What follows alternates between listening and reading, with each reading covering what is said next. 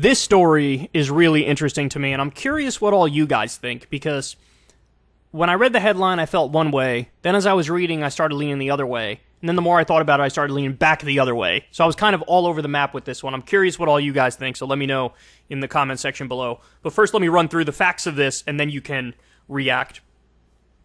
I want to make sure you know all the stuff about it before you make your mind up. But so this is in the Texas Tribune. Texas judge rules that people under felony indictment have the right to buy guns under the Second Amendment. A judge appointed by former President Donald Trump based his decision on a June U.S. Supreme Court ruling that struck down New York's concealed carry law. So let me stop there just to explain a little more about this. It's not that the Supreme Court struck down the concealed carry law. I mean, they kind of did, but they said you can have a concealed carry law that is strict. You just need to have more clear and transparent criteria as to who's allowed to get a gun and who's not allowed to get a gun. That's my understanding of that Supreme Court case. So the way it's very, very difficult to get a concealed carry license in New York. New York is a very anti-handgun state. Because in the cities, for obvious reasons, they don't want handguns in the cities because then you'd have more shootings, crime would go up and all that stuff, and it's easy to hide that on you, right? It's much harder to hide like a rifle or some shit or a shotgun. So the Supreme Court said, the fact that you have like arbitrary regulations and it's not clear why you reject people and why you accept people for concealed carry permits, you have to change your rules around them for them to like make more sense, basically. But they did strike down that specific concealed carry approach. So this judge looked at that law and said, because that was struck down by the Supreme Court, now I'm saying that people under felony indictment have a right to buy guns under the Second Amendment. I don't know how the New York case connects to this. I don't think it's really all that analogous. And I certainly don't know how the Second Amendment relates to this because, the Second Amendment doesn't in any way, shape, or form speak to people under felony indictment having an individual right to buy a firearm. In fact, you don't even have an individual right to own a firearm under the Second Amendment. Now, that's not my opinion. That's a fact. Go read the text of the Second Amendment. It's very clear. I mean, it talks about a well-regulated militia. A well-regulated militia being necessary to the security of a free state, the right of the people to keep and bear arms shall not be infringed. So really, they were talking about well-regulated militias having the right to firearms. So the idea that there's an individual right, and there's an individual right for indicted felons, huge stretch. But anyway, let me give you more on this. So they say, it's no longer constitutional to ban people under felony indictment from buying guns, a federal judge in Texas ruled Monday. U.S. District Judge David Counts, appointed by former President Donald Trump to Texas's Western Federal District, found that a landmark U.S. Supreme Court ruling from June invalidates federal law, which prohibits those charged with a felony from obtaining a gun. It was not immediately clear if the ruling would be appealed. This summer, the High Court's ruling in New York State Rifle and Pistol Association versus Bruin, written by Clarence Thomas, struck down the state's concealed carry law and held that courts going forward should uphold gun restrictions only if there is a tradition of them in U.S. history. I don't understand that argument at all. Whether there is a tradition or isn't a tradition, that doesn't mean that you can adjudicate the constitutionality of something.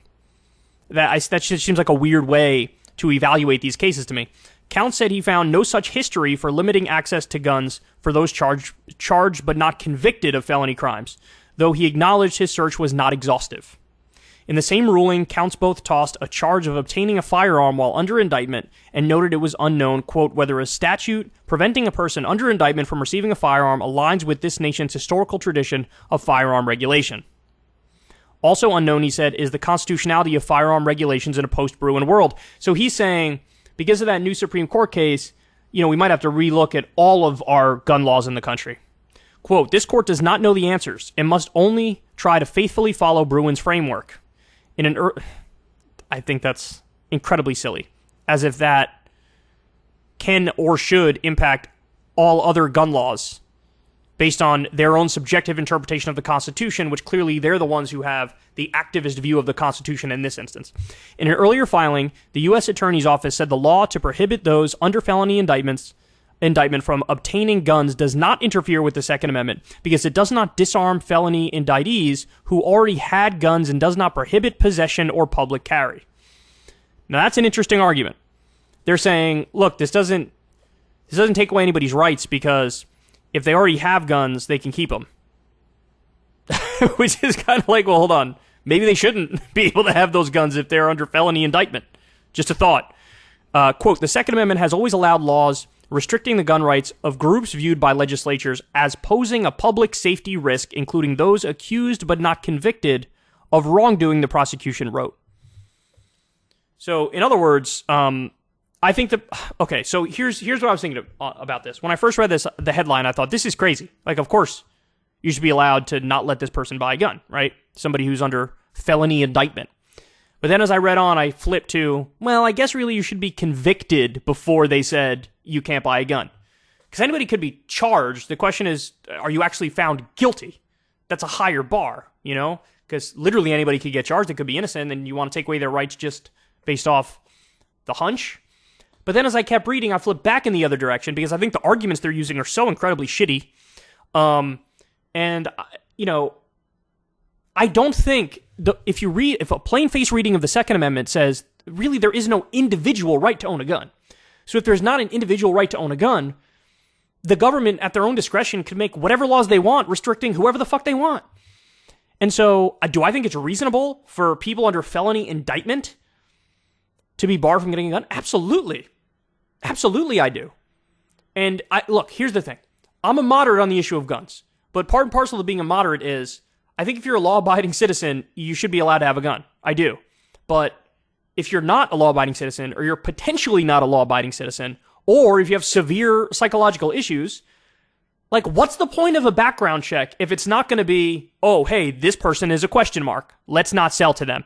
Now, look, maybe there are some gun store owners who are smart enough to see somebody's under felony indictment, and they're like, I don't want to sell to you, so I'm going to choose not to sell to you. That's good. But a lot of them are probably unscrupulous. They don't care who the fuck they sell to. So we probably should have a law saying, just don't sell to anybody where there's a fucking question mark.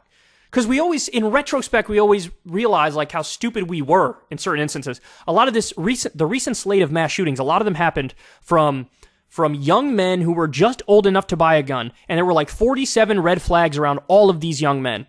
And if we just had, number one, made the age a little older to get a gun, so not 18, make it 21 or something like that, right? And second of all, if we had just allowed for intelligent regulation, where it's like, hey man, you know, one social media check on one of these idiots would have shown he was telling people, like, I'm gonna go murder people. Like, okay, that social media check should be enough to say, of course I'm not gonna fucking sell you a gun. You're saying you're gonna murder people. Homeboy was taking pictures with a dead bag of cats. The guy who did the Uvalde shooting. You know, if you can find that on fucking social media with a quick search, why the fuck would you sell that guy a gun? This is obvious. If you can see an extensive mental health record with super questionable things and somebody prone to violence, why the fuck would you sell them a gun? If somebody's under felony indictment or convicted of a felony, again, you could say, Kyle, that's discrimination. I say, okay, and it's still the right policy to not give them a gun. So... ultimately, I think that's where I land on the question. I really think the debate around the constitutionality of it is like 12 IQ level retarded. Excuse me, you're not allowed to say that word anymore. I apologize. 12 IQ level silly. Let's go with that. Because read the history of the Second Amendment. This is something Tom Hartman has spoken a lot about. And there's, you know, around the debate around the Second Amendment, a lot of different things went into it. But the wording being as it is, one of the reasons why was because Virginia was a majority slave state. And so they wanted basically the right to own guns for their well-regulated militia. The militia they were referring to was a slave patrol. So the language in the Second Amendment was like, you have a right to a slave patrol to try to quell slave rebellions. And now, in 2022, our goofy-ass interpretation of that is, no, you actually have an individual right to own a firearm. It says nothing about an individual right to own a firearm. Nothing at all. It was in regards to slave patrols, and also another interpretation is standing armies. Another interpretation is to quell Native American rebellions. To you know, that's another reading of it. And this nobody talks about this history. The idea that it's like, oh, it's to stop the government from becoming tyrannical.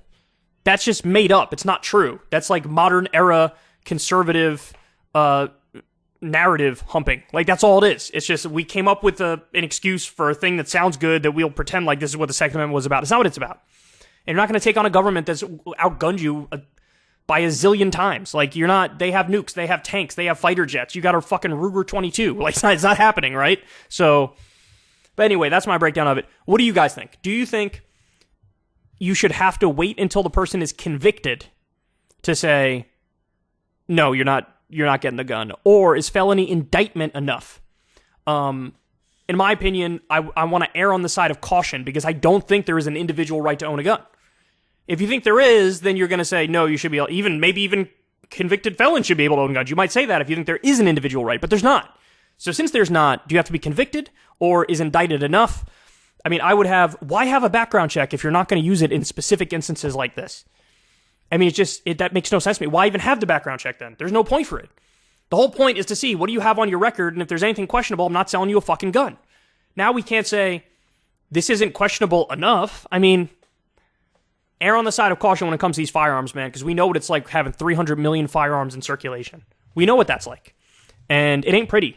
We are, among developed nations, we have the most mass shootings, and we also have the most guns. That's not a coincidence. So again, I'm a moderate on the issue. I'm not a hardliner. I don't want to ban guns or anything like that, but I certainly want to have a strong background check system that keeps guns out of the wrong hands. And this is not helping us on that front. If you want to see me and Crystal Ball interview legends like Noam Chomsky, Cornel West, and more, subscribe to Crystal, Kyle, and Friends on Substack. $5 a month gets you the video version a day early. Remember, we take 0 ad dollars for this podcast. Or you can sign up on Substack for free and get the audio version a day later. Link in the video description box below.